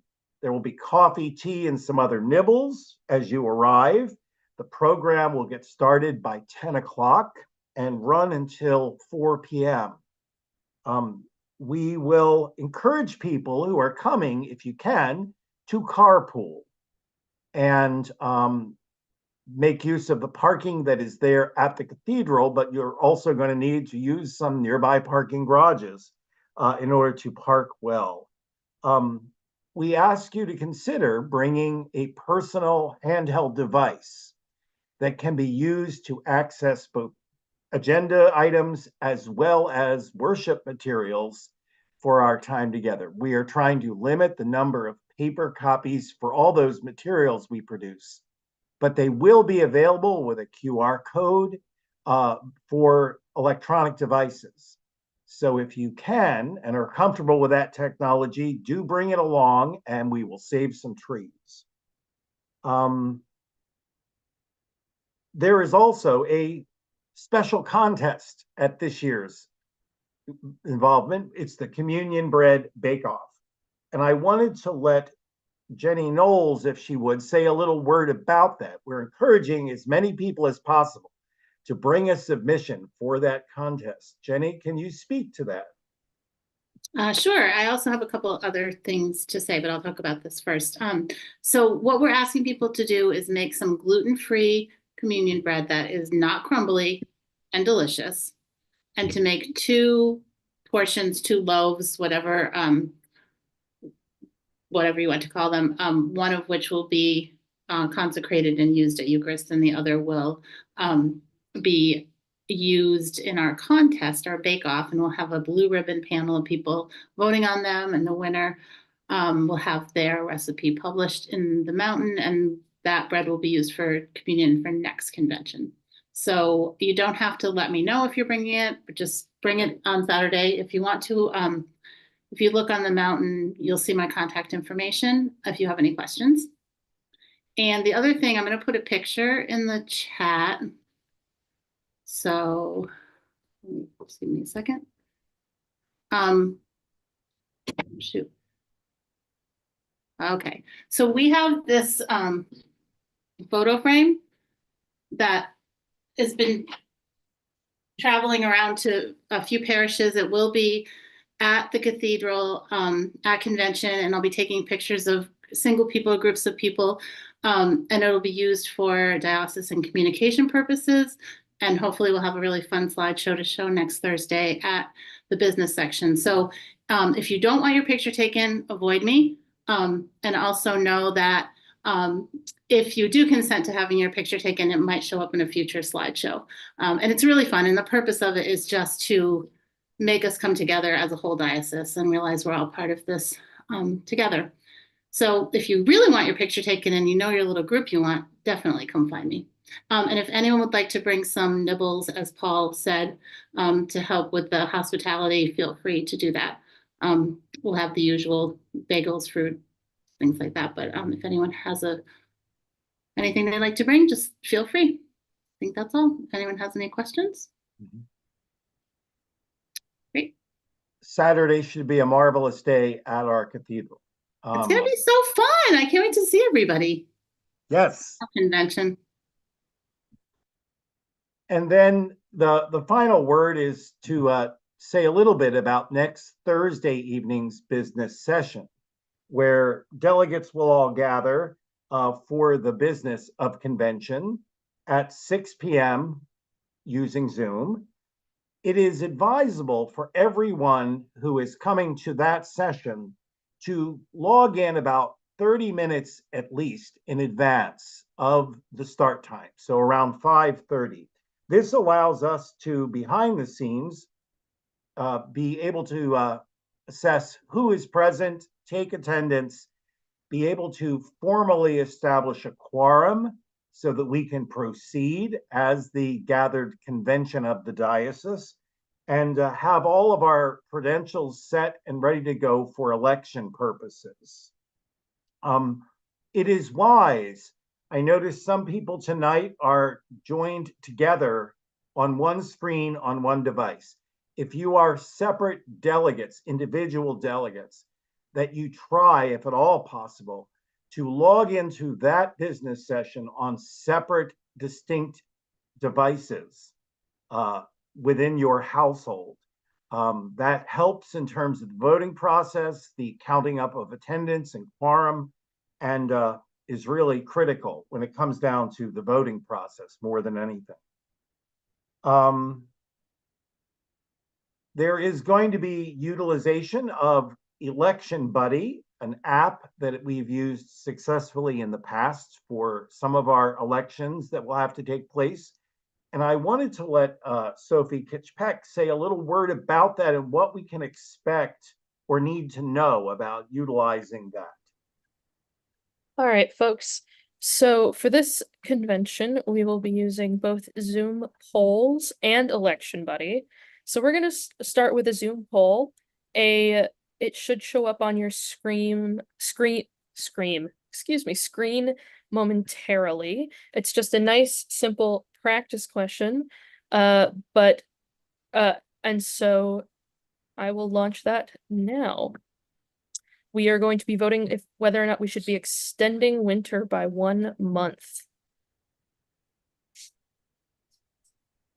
Ooh.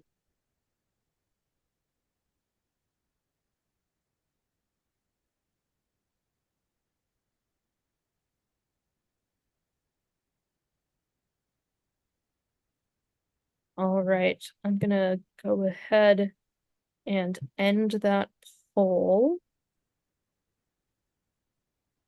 And we will not be extending winter by 1 month. On Thursday, we will be using Zoom polls for simple yes, no questions, sort of like you would do a voice vote if we were in person, such as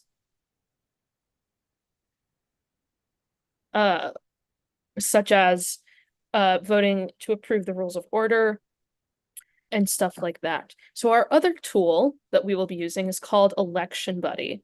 Now, we've been using Election Buddy for the past couple of years, so hopefully by now, if you have been a delegate to the convention for a couple of times, or if you are a clergy voting member of the convention, you've already used Election Buddy, but we're gonna go through it. On Tuesday, you should have all received an email inviting you to vote in our from the Episcopal Diocese of Vermont, but from the email address invitations@mail.electionbuddy.com. Vote Now, the Episcopal Diocese of Vermont 2024 voting credentials registration. So this email both gives you your credentials. You should have all received an access key as well as a password to access the site, and a link directly to the voting page. So when you click through on the link right there, it should take you to a screen that looks like this, except that little orange button will have a different label. It'll say VT registration 2024, I believe. And when you get to that page, what you want to do is you want to click on the orange button, and it'll take you to a sign-in page where you'll put in your access key, which is the 4-digit number, as well as your password, and click on Vote Now. After you click on Vote Now, you will see a screen that looks something like this, asking you whether or not you will be attending the business session on November 14th. You will make your choice, and then you will hit continue. And then this is something about Election Buddy that I really, really like. It asks you to confirm your vote, so that way you know you are answering the way that you intend to. So you hit submit, that confirms your vote, and you get a nice little confirmation message here. And when you click next vote, right now there aren't any other votes open. So it will open a page that looks like this. Welcome and thank you for voting today. Please do not close this page. You can go ahead and close that page for now. On the actual night, you are going to have to log in, and I recommend keeping it open as it will refresh when we are voting and ballots are live. But for now, you are good to go ahead and close it. So that's just a little overview of Election Buddy. So if you have any questions, please feel free to raise your hand. All right, Walter, I'm going to start with you. Hello, Walter Brownridge, Christchurch, Montpelier. Sophie, I just want to, when you're using Election Buddy, so if I, for example, using my iPad to Zoom for the meeting, and I can use obviously my mobile device, I can log in on a separate device and then be able to vote Election Buddy on that? Is that yes possible? So you can, if you are using one device, you absolutely can do that. I recommend using 2 devices, so that way you don't have to switch between screens. But if you are using one device, just make sure you are prepared to switch your tabs, switch between browsers, as it were. But if I were to use more than one device, it could be a phone or a laptop or whatever, but whatever device if you want to use a second device, it can be whatever device you have. Yes. Available. Thank you. It can be whatever device you have available. Thank you. All right, I got a question in the chat. If you are an alternate delegate and you are replacing a current delegate and you have not received credentials yet, please email me. I will put my email in the chat in a second, and that along with your clergy person if you have one, or your senior warden if you do not, that way we have a record of the delegate change, so that we have the documentation that it is appropriate for me to issue you credentials.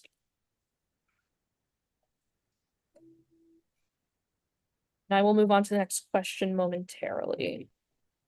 My email is in the chat now. All right. Jan, I'm coming to you. You should be able to unmute now.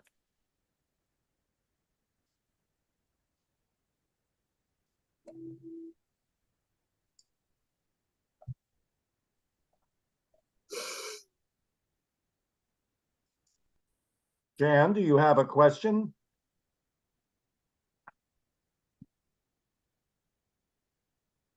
Oh, you're still muted.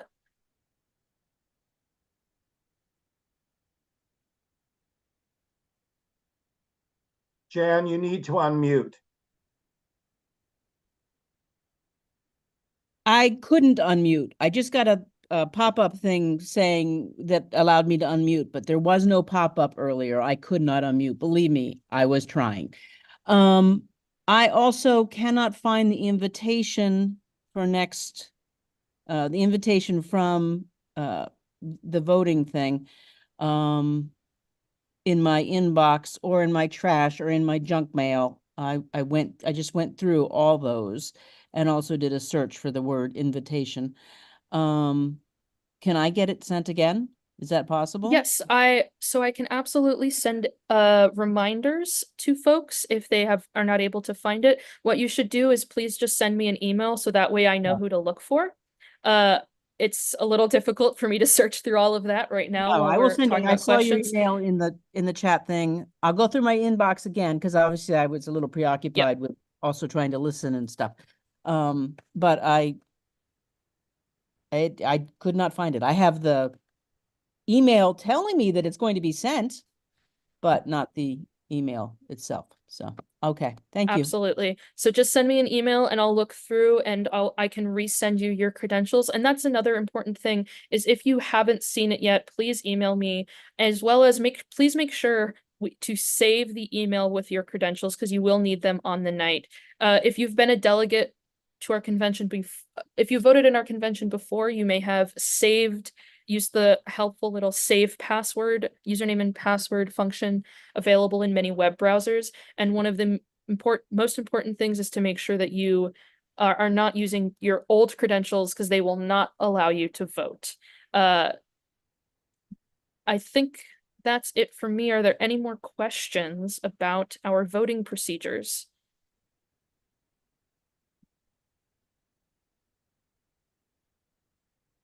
I do not see any other raised hands. I see, hold on, Paul. Nancy, I'm coming to you. I see that you have a different reaction going, but quite possible that you meant to raise your hand. You should be able to unmute now. Could you just give us your email once again quickly? Yes, my email is in the chat, but verbally it is skitchpeck@diovermont.org. That's skitchpeck@diovermont.org. Thank you. All right, Paul, back to you. Those are most of the logistics we need to know for the business session next Thursday evening. I will just encourage you in the meantime to really use the materials that have been posted on the website for the diocese to read up, do your homework, and come prepared. It'll make our evening so much easier if we're all able to get down to business and expeditiously take care of the business at hand on that Zoom session. I think that covers everything we'd hoped to cover this evening to give everyone a primer of what to expect for convention next week, which means I can turn things over to our bishop for some final words. Great. Thank you all. Thank you, Paul. And I will say, I searched for my credentials, Jan, by doing election buddy and it popped up because I knew I saw it and anyway, that helped.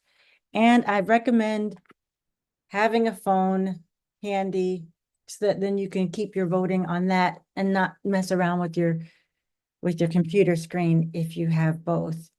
It makes it so much easier. And then the one last thing, when Jenny was mentioning our bread bake-off, she said, no crumbly bread and tasty. So I want to really emphasize Jesus should be tasty. So, it's not no tasty bread. It's really tasty bread and not crumbly, because then Jesus is all over the floor like snow. And that's not a good look or not a good thing. And yeah, we don't want that. So I'm excited to see and to taste some of this tasty bread that someone's going to bring. I hope there's a few choices for us to choose from. Anyway, thank you so much for being here tonight. And I'm going to send you off with a prayer and a blessing. Let us pray. Keep watch, dear God, with those who work or watch or weep this night, and give your angels charge over those who sleep. Tend the sick, O Christ. Give rest to the weary. Bless the dying. Soothe the suffering. Pity the afflicted. Shield the joyous. And all for your love's sake. Amen. Live without fear. Your Creator has made you holy, has always protected you, and loves you as a mother. Go in peace to follow the good road. May the blessing of God, holy eternal majesty, holy incarnate word, holy abiding spirit be with you now and forevermore. Amen. And you know what? I'm trying to see what deacon I see quick on the screen to send us off. Oh, wow. Wait. I'm looking on the first page, and why am I not seeing a deacon on the first page? Oh, Lucy Pellegrini. I see you first. Can you send us off? Someone's got to mute her.